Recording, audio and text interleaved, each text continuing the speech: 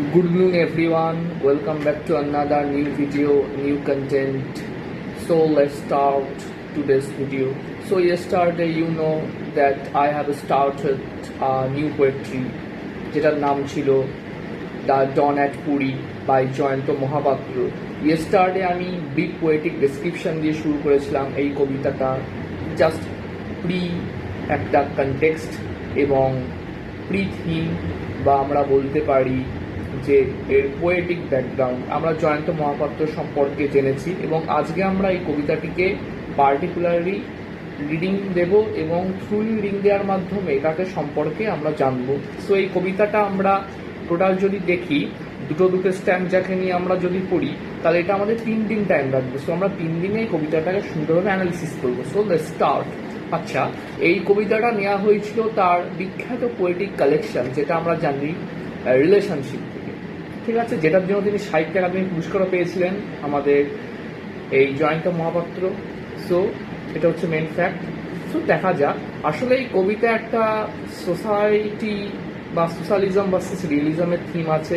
এর পাশাপাশি তিনি একটা সম্বার টোন ইউজ করেছেন, ইমাজারি ব্যবহার করেছেন। এই কবিতায় কিন্তু কোনো নির্দিষ্ট রাইম স্কিম নেই, একটা মোনোটন, একটা ডেট, এরকম সমস্ত কিছু সিনগুলো আছে। So let's start. বলছে যে এন্ডলেস ক্রো নয়েজেস আর skull in the holy sands tilts its empty country towards hunger. দেখো, এন্ডলেস ক্রো নয়েজেস মানে অন্তহীন দিন শেষে ক্রোরা যেন একটা নয়েজ বা তারা কাকা শব্দ করছে। দেখো, আগেকার দিনে মানুষরা এই কুসংস্কার বা সুপারস্টিশিয়ানে বিলিভ করতো, অর্থোডক্স থিঙ্কিং ছিল, যে যেমন ছিল না যে রাস্তা দিয়ে পিছন দিয়ে কেউ ডাকলে সে তাকানো উচিত না, আবার রাস্তা দিয়ে কোনো কালো বিড়াল পথটা কেটে গেলে সেটা দেওয়া উচিত না। তেমনই না, এটার একটা অশনি সংকেত। এই কাক এখানে না একটা দিনের শেষে বা তিনি অস্তাচলগামী দিনের শেষে একটা যে থিমটা তিনি এখানে দিয়েছেন সেটা হচ্ছে যে ডেথ, ঠিক আছে, ডিকে, এই থিমগুলোকে তিনি তুলে ধরেছেন। একটা কাক এখন কেন কাকা করছে? কারণ এই পবিত্র হলি প্লেসের মাটিতে, পুরীর মাটিতে পড়ে আছে একটা মৃত মানুষের কি মাথার স্কাল বা কঙ্কালের মাথাটা। সো এটা দেখে বোঝা যাচ্ছে টুয়ার্ডস হাঙ্গার, অর্থাৎ আমাদের দেশে যে পভার্টি বা দারিদ্রতা কতটা ঘিরে ফেলেছে সেই বিষয়গুলোকে কিন্তু এখানে তুলে ধরা হয়েছে। দারিদ্রতার পাশাপাশি মানুষ যে অর্থ উপার্জন করতে পারে না সঠিকভাবে, ঠিক আছে, এর পাশাপাশি আরও যে বিষয়গুলো দেখা যায় যে হয়তো সেই মানুষটির জীবন অনেক ইচ্ছে থাকে যে আমি কোনো একটা অনুষ্ঠানকে সেলিব্রেট করবো বড়োভাবে অকেশনাল করে, কিন্তু সেগুলো কি সবাই পারে না। সো হয়তো সেই মানুষটা যে এই পুরীর পবিত্র মাটিতে বা স্যান্ডসের উপর তার খুলিটা পড়ে আছে, তার হয়তো সেরকম সামর্থ্য ছিল না, বা তার পরিবারের লোকজনও হয়তো সেরকম ছিল না যে তার দেহটাকে একটা কফিনে বা শবদেহে সেই দেহটাকে পুড়িয়ে দেবে সুন্দর করে। সেটা সম্ভব হয়নি, কারণ এই যে আনএমপ্লয়মেন্ট বলতে পারো যেটা দেশে চরম চলে, বা তার দারিদ্রতা, তার পভার্টিনেসের জন্য, তার ইলনেসের জন্য সেটা সম্ভব হয়নি। তো এই ক্ষেত্রে সেটা ঘটেছে। তো প্রথম 3টে লাইনে কি বলছে, এই কাক যেটা আছে সে কেন কাকা করছে?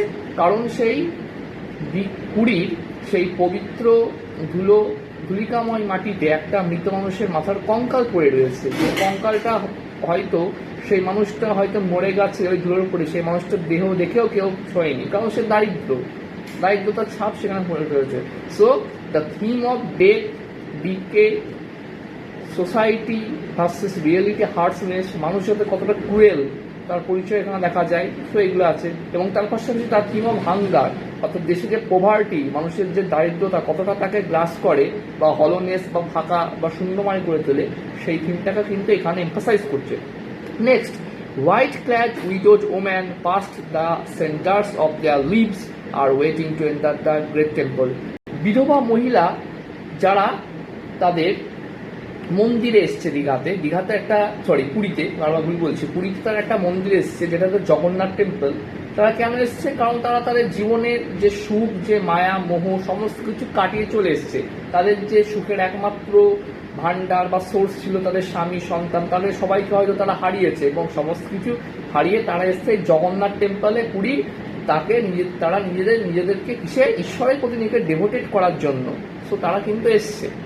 সো এখানে একটা থিম অফ যে sadness, theme of the religious devotion, ঠিক আছে, এইগুলোর কথাই বলা হয়েছে। হিন্দু ধর্মীয় মানুষদের যে মন্দিরে আসা, তাদের ঈশ্বরের প্রতি নিজেকে ডেভোটেট করা, সমস্ত কিছু হারানোর পরেও তাদের যে এক মুঠো যে আশা, সোলেস অফ হোপ, সেটা কিন্তু এই টেম্পলে গিয়ে ফেলে ওঠে। ইসলাম ধর্মে যেমন থাকে মসজিদ, হিন্দু ধর্মে যেমন থাকে মন্দির, খ্রিস্টান ধর্মে যেমন চার্চ, সমস্ত প্রত্যেকটা ধর্মেরই কিন্তু এক একটা নির্দিষ্ট পবিত্র স্থান আছে যেগুলোকে গিয়ে কিন্তু তারা শান্তি পায়। সো এই উইডো ক্ল্যাডেড ওম্যান যারা তাদের সমস্ত কিছু লাইফে হারিয়ে গিয়েছে, ডেসপায়ার হয়ে গেছে, সমস্ত কিছু হারানোর পরেও কিন্তু তাদের মনে এই আশাটা কখনো যায়নি। তারা কিন্তু ঈশ্বরের কাছে এসছে নিজেকে আরাধনা করার জন্য বা নিজের সোলটাকে একটু পিওরিটি বা হলিনেস করার জন্য। সো এটাই ছিল মূলত এই 6টা লাইন অ্যানালিসিস, মূলত একটা থিম অফ ডিকে, মোনোটোনি, ঠিক আছে, holy place versus the death, হ্যাঁ, the society versus the realism theme এখানে ফুটে উঠেছে। এই 6টা লাইন আমি দিলাম। নেক্সট ভিডিওতে বাকি 6টা লাইন অ্যানালিসিস হবে। সঙ্গে থাকবে, stay supporting, keep sharing. Thank you.